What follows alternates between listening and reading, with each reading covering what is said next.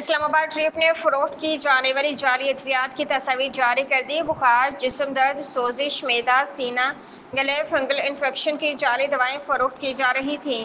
تفصیلات کے مطابق پنجاب اور گلگت بلتستان میں جعلی ادویات کی فروخت کا انکشاف سامنے آیا، جس کے بعد drug regulatory authority of Pakistan ریپ نے متعدد معروف برانڈز کی جعلی ادویات کی تصاویر جاری کر دی۔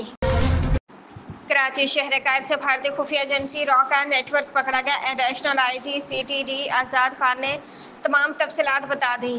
تفصیلات کے مطابق counter terrorism department C T D نے وفاقی حساس اداروں کے تعاون سے کراچی میں بھارتی خفیہ ایجنسی را کا ایک بڑا نیٹ ورک بے نقاب کرتے ہوئے متعدد اہم گرفتاریاں کر لی ہیں۔ Additional I G C T D Azad Khan نے پریس کانفرنس کرتے ہوئے کہا کہ 18 مئی کو بدین کے علاقے ماتلی میں مقامی سماجی کارکن عبدالرحمان کے قتل میں بھارتی خفیہ ایجنسی را براہ راست ملوث پائی گئی۔ لاہور مسلم لیگ نون اور پیپلز پارٹی نے ضمنی الیکشن مل کر لڑنے کا اعلان کر دیا۔ وزیر ریلوے حنیف عباسی نے پی پی رہنما راجہ پرویز اشرف کے ساتھ پریس کانفرنس کرتے ہوئے کہا کہ ضمنی انتخابات میں پیپلز پارٹی کے ساتھ مل کر الیکشن لڑیں گے۔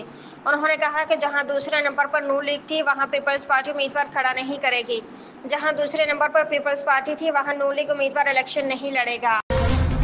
کراچی پیپلز پارٹی کے رہنما اور صوبائی وزیر سعید غنی کے بھائی فرحان غنی کو پولیس نے تشدد کے الزام میں ساتھیوں سمیت گرفتار کر کے مقدمہ درج کر لیا۔ فرحان غنی اور ان کے ساتھیوں کو سرکاری اہلکار پر تشدد کے بعد باقاعدہ حراست میں لے لیا گیا ہے۔